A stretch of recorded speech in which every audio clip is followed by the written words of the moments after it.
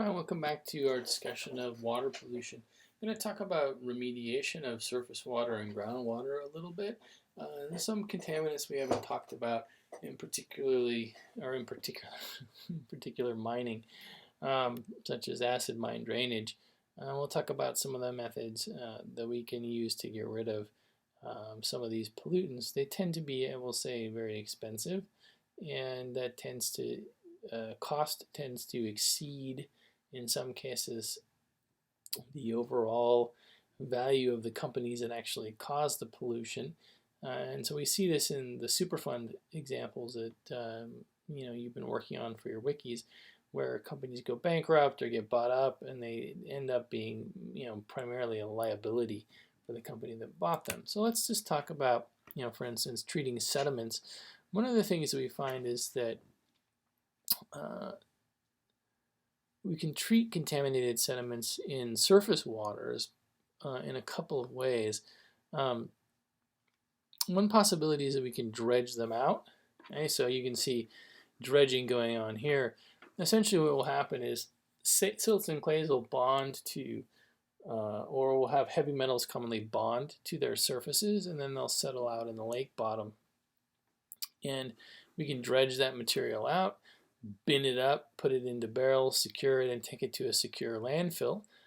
If that's where it ends up, sometimes this dredged stuff can sometimes end up in a sanitary landfill where we really don't want it to become part of the leachate that's formed from those kinds of landfills and end up in our groundwater system. Another possibility is sequestration of the sediment. So, once contamination stops, you could put down a layer of plastic or a layer of clay to try and lock in the sediment, and then that would protect it from being reintroduced back into or taking the metals and reintroducing them back into the water once they're locked in the sediment. In some cases, we've also added in salts. Salts cause precipitation, so you take a metal that's dissolved in the water here, you add a salt, calcium, aluminum, it will bond to the metal and then fall out. There are experimental polymers that are supposed to suck up things like lead. In particular, they take up things like lead, which then can be removed. But the thing to remember is we're constantly are always going to be looking for a place, in many cases, to get rid of the contaminated sediments. Right? We don't really get rid of the pollution by doing this. We clean up one location. Then we have to move this stuff to a location that is secure, is not going to be contaminating anything else. Okay? One of the most insidious things that's out there is acid mine drainage, or AMD. And it's come up several times. I haven't really talked too much about the chemical reaction that's going on. But we find places like Colorado, Nevada, Arizona. The Arizona is not quite as bad, but it's primarily because it doesn't have as much rainfall. But places like Colorado, certainly the East Coast, well, there's been some mining in the past. We find creeks and streams full of this yellow boy, which is essentially an iron hydroxide mineral that's coming out of solution. It's this thing, FeO3, which is a solid. The bad actor here in these mining deposits are the tailings, which you can see here. That's the waste rock. Okay? Sometimes the mine itself has kinds of iron and sulfur salts inside the pores and on the edges of the pit. And what will happen is that water and oxygen are involved in this system. And so when we get this material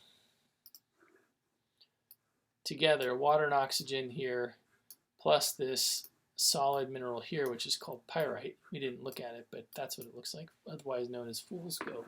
We set off a series or set of chain reactions would start to break apart iron and create iron sulfate, which gives us Fe3. Fe3 is now in a reduced form. It reacts with water to create FeOH3, which is fine, right? That's what creates this yellow stuff, but it also liberates this, which is hydrogen. And whenever we kick off hydrogen, now we're adding to the pH of the system. In fact, we're lowering the pH. And so these systems have a tremendously low pH. And we've treated them in a number of ways in terms of surface water. So here's a kind of in situ treatment for surface water, right? In which we add reactive rock. So there's a stream of inflowing acidic flow that flows through this kind of like little channel network of rock. This rock here, these little berms, are reactive, and they're called limestone, which is a sedimentary rock which reacts with acidic waters to make them neutral. Okay, and so that by the time it flows out of the system over here, its pH is not 2 or 2.5, but it's closer to 7, which would be more neutral, right? Another way we can treat groundwater contamination as well as surface water contamination is through pump and treat. Here's acid mine drainage in the Berkeley pit near Butte, Montana. This is one of the most expensive and ongoing Superfund sites out there. This pit is a copper porphyry mine that was ended. The mining ended in the 80s, and so what happened is that the groundwater started to percolate into the system and fill it up to make a lake. This is pretty common, right? If you dig a big hole in the ground, normally what you have to do as a mine operation is you're constantly pumping water out of that hole and keeping the groundwater back, okay, out of your hole so you can mine. And once you stop pumping, the water comes back in. Well, it mixed with all of these salts, these iron sulfide salts, and pyrite here on the edges of the pit, and created this great big acidic lake, which has a pH around 2 or so. Okay, the approach to treating this was to do nothing for a while. However, the water level continues to rise, and there are some drainages over here where it can escape into a river system eventually, and so we've started to do pump and treat. And so that's an in situ system where you have to pump the water out fast enough, treat it, and then send it down back into the river system. You don't send it back into this particular lake. You just send it, as it's been cleaned and decontaminated, send it back into the hydrologic system and send it on its way. But that means that this, will continue to fill up, and so it's a problem essentially that never ends until we run out of pyrite. When do we run out of pyrite? We probably don't, at least for several hundred years. Okay?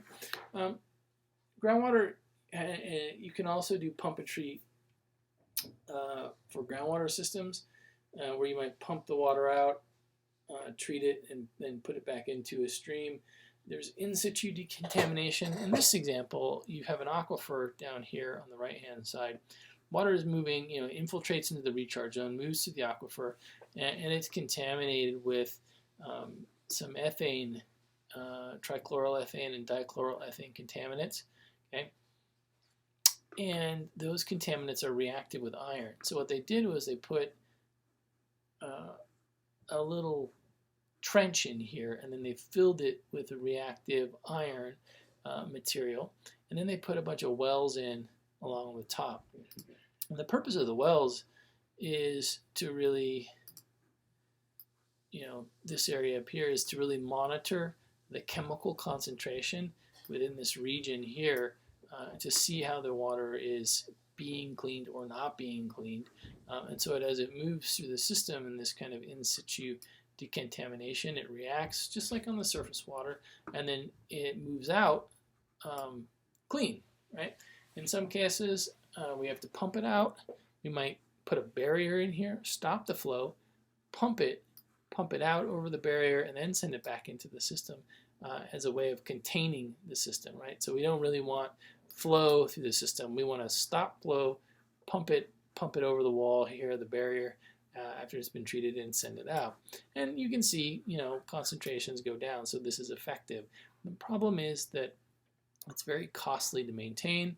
All of this will have to eventually be, potentially replaced as we run out of iron, as the reactions continue on for years and years. In some cases, we might even take on an active sort of decontamination of water, where, if you've ever done this experiment at home, you can get activated charcoal and you can filter, dirty, kind of murky water with activated charcoal. This is another expensive thing to do, but is it can really clean up the water. All in all, we're dealing with a number of different ways to clean up water systems, both groundwater and surface water, that deal with pump and treat, in situ and in situ decontamination, containment, and in the case of surface water, a lot of times, if it's a really bad spill, really pretty dirty, you might get like an activated charcoal involved in the system. Another thing that we see, and I didn't talk about too much there, but is aeration, and you'll see aeration as a way of turning over lakes and so on to keep them oxygenated and to help deal with the eutrophication of lake systems. And you even see it in natural lakes, but you also see it in man-made lakes too. All right, so that wraps up a sort of summary of groundwater and surface water remediation techniques.